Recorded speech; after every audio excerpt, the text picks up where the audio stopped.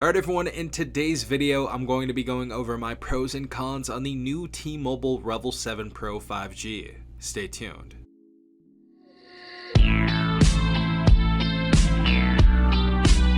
Alright everyone, hopefully you guys are having a good day. Hopefully you guys are safe out there. We have some pros and cons on this device. I've been using this device for a couple days now, and I'm going to be talking about some things I like about this device and some things I do not like about this device. But first and foremost, we're going to start off with the pros. Let's start off positive, because this phone honestly is mostly positive. I've had a really decent time with this. I have had some time as well to take some photos and videos and stuff like that, so a video on that will be coming out today, if not tomorrow. But starting off with the pros of this device, in the first pro, the biggest thing about this device that I noticed straight away, even before this device was released, was of course the display. Now this display is very big. Of course, it's a 6.7 8-inch display. It's a little bit wider than normal. As you guys know, it's like a 20:9 aspect ratio instead of like a 21:9, I believe. And as far as the resolution, we have a full HD AMOLED display at 120 Hz. Now, as you guys know, the REVVL 6X Pro from last year, it had a 720p display. It was not AMOLED either, and it honestly just looked ugly. I did not like that phone at all. I even think it lacked on the processor, which we'll talk about later on, but it's honestly just a breath of fresh air to receive such a beautiful display on a T-Mobile phone like this. I definitely wasn't expecting that. I know like the REVVL 5 Plus back in the day, that was a pretty good looking phone honestly, and all around the phone it looked pretty decent as well. And I feel like they're bringing the quality back finally, and the display on this is just a win. It has a beautiful refresh rate. It's very smooth. It doesn't look any lower than 120 Hz when the smooth refresh rate is on. We have some very decent colors on here, very deep blacks, and all around this is just a very good display on this device. The second pro I have about this device is going to be that we have an upgraded processor. Now, no more are the days that we're going to be using a Dimensity processor inside of our REVVL 7 Pro. Hopefully we don't have it in the 8, but on the REVVL 7 Pro we actually do have a Snapdragon 6 Gen 1 processor compared to last year's Dimensity 700 processor that honestly was a far cry from what people wanted. That obviously wasn't the only issue that we received on that phone, but so far this has been working perfectly fine. Honestly, watching YouTube videos, going through social media, going through websites, even playing Call of Duty Mobile, and we'll get into some other gaming stuff later on. I just wanted some time to play around with the phone, but this phone runs great. Honestly, I haven't had really any huge hiccups or anything like that, and considering it's a $249 phone, I feel like you guys are going to get a much more premium experience than we got on the previous REVVL devices. So we are definitely getting a much better processor than last year's, so you guys are not going to have, of course, as many glitches or hiccups or anything like that you've noticed from last year's processor, or even the phone from before then as well. But yeah, Snapdragon 6 Gen 1, obviously it's not the greatest processor in the world, it's not the craziest stuff, but honestly I can't complain. I think this is a decent processor for $249, and I believe we're even gonna see it on the $400 Moto G Stylus 2024 of this year. So nice to see that on this $249 device. Our third pro is going to be that we have a pretty decent battery inside of here, and we have some good battery life. We do have a 5,000 milliamp battery inside of here, but what's great to see is we actually have a 15-watt wireless charge capability on this device.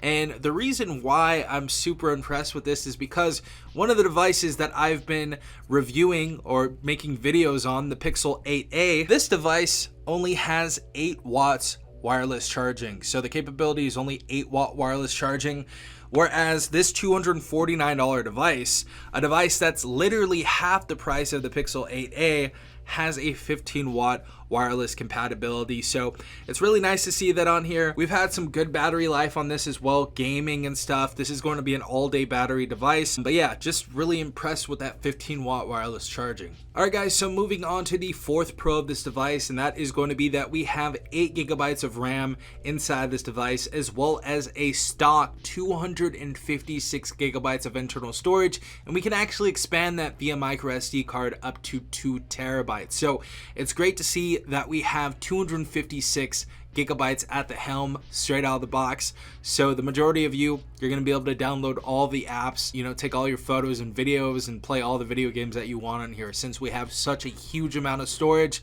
And also that upgrade of 2 more gigabytes of RAM than last year is great to see, and it's really impressive at this price point. Our 5th Pro is going to be that we have NFC inside of this device, so we can utilize a Google Wallet inside of here. Whether you guys want to hold your subscriptions, your gym memberships, your credit cards, your debit cards, you guys can utilize NFC inside of here, which is basically like tap to pay at whatever place or store that you're at. And the other thing that's compatible with this device is a headphone jack. Again, great to see this in 2024 for all the audiophiles out there. And I'd say the last pro I could say about this device is it actually looks pretty good. I did like the way the REVVL 5 Plus looked back in the day. I thought that looked the best so far before this device, but this device honestly looks really, really good.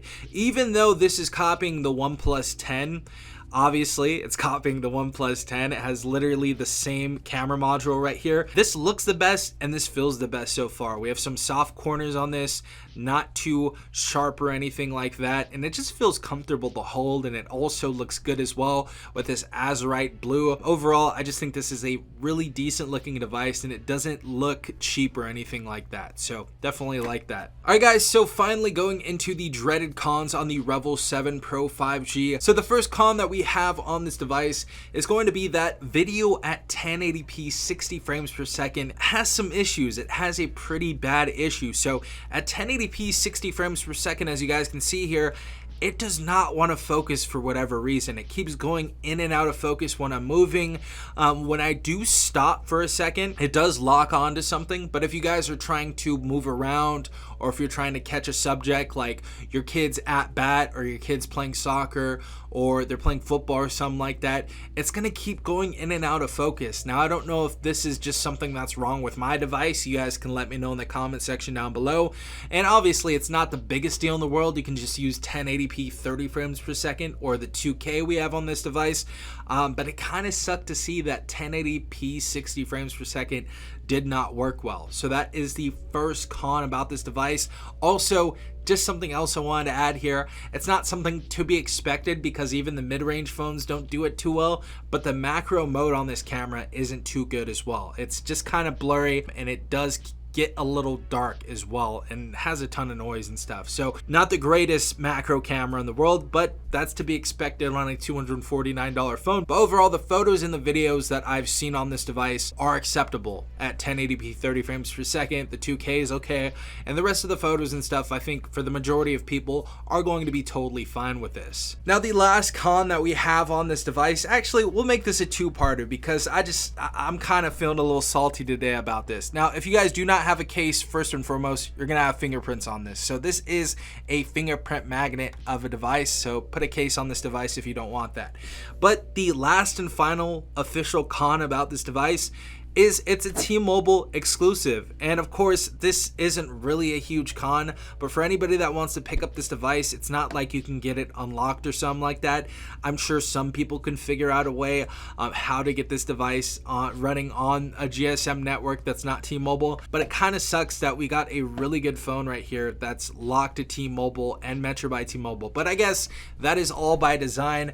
And as far as the pros and cons go on this $249 retail device, I really do like this device so far. I think this has been the best in its generation so far. The REVVL 7 Pro is an absolute win for T-Mobile and Metro by T-Mobile, and it is definitely a great way to start off the whole Metro by T-Mobile Flex or T-Mobile Flex little plan line they have right there. So great to see T-Mobile and Metro by T-Mobile are getting some good devices right here. Again, you guys can get this device free for port-in. You guys can open a new number and get this device for free as well if you purchase for the first month the most expensive plan for whatever reason. I don't know why carriers do that. And of course, the retail price once again is $249.